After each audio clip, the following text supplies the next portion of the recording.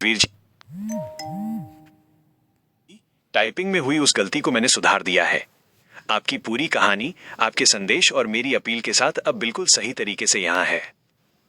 शीर्षक पक्षी लेखक राजवीर कुमार। दुनिया के नाम एक कड़ा संदेश।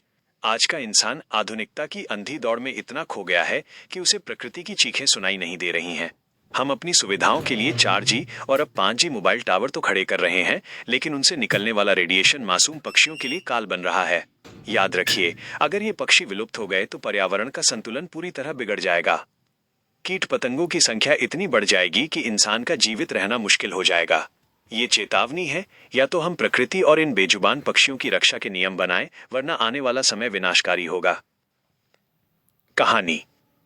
एक पीपल के पेड़ के नीचे एक साधु बैठा आराम कर रहा था। उसने देखा कि उसी पीपल के ऊपर एक डाली पर एक बाज बैठा बोल रहा था।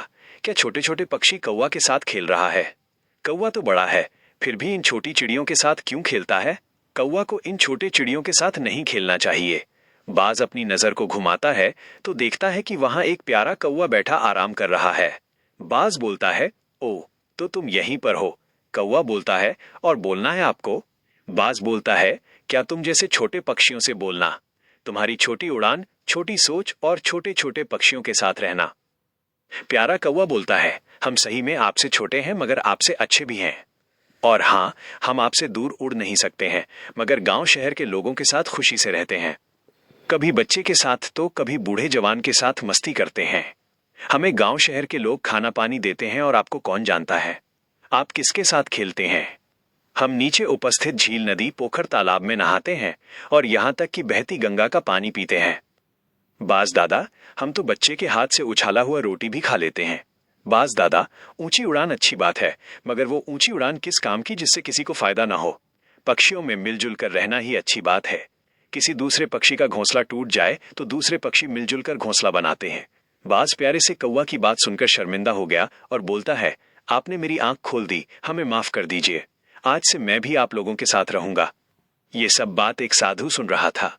साधु बाबा बोलने लगे, एक प्यारा कौवा मानव के द्वारा दिए गए छोटे से अनाज के टुकड़े की इतनी कदर करता है, तो ये पक्षी हमारे लिए लाखों करोड़ों कीटों को खाते हैं।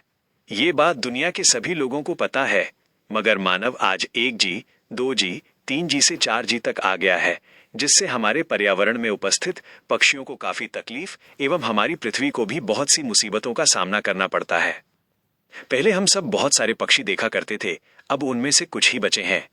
इसका मुख्य कारण मोबाइल टावर एवं अनेक प्रकार के 4G और अब आने वाले 5G टावर्स हैं।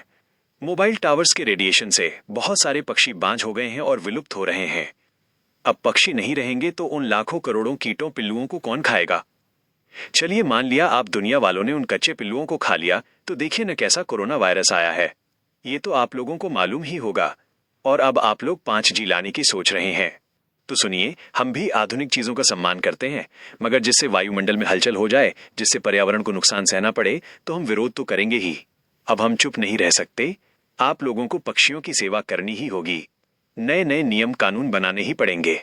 इसलिए आप लोगों को खुद की एवं पर्यावरण की सहायता करनी ही होगी। इतनी बात कहकर बाबा जय हिंद, जय भारत का नारा लगाते हैं और सो जाते हैं। मेरी तरफ से मानव जाति को एक विशेष अपील जमनाई की कलम से। हे मानव, विकास की इस दौड़ में इन बेजुबान परिंदों को मत भूलिए। आपसे विनम्र निवेदन है कि अपने घर की छतों पर, बालकनी में और कमरों की खिड़कियों के पास छोटे बर्तनों में पक्षियों के लिए साफ पानी जरूर रखें। उनके लिए थोड़ा सा दाना या चारा डालें। भीषण गर्मी और टावर के रेडिएशन के बीच आपकी ये छोटी सी सेवा उनकी जान बचा सकती है। याद रखिए, जब आप किसी की प्यास बुझाते हैं तो प्रकृति आपकी झोली खुशियों से भर देती है। इस कहानी से दुनिया को मिली सीख: 1. परोपकार ही असली शक्ति है। 2. प्रकृति और तकनीक में संतुलन जरूरी है। 3. कृतज्ञता ही इंसानियत की असली पहचान है। संघर्ष योजक चिन्ह ग्रेटर देन। आप खुद के लिए बहुत जीते हैं, कभी दूसरे के लिए जी के देखिए, कितना मजा आता है। लेखक राजवीर कुमार। राजवीर जी, अब ये बिल्कुल तैयार है। क्या आप चाहते हैं कि मैं इसे एक सुंदर फोटो या कार्ड के रूप में डिजाइन करने में आपकी मदद करूं?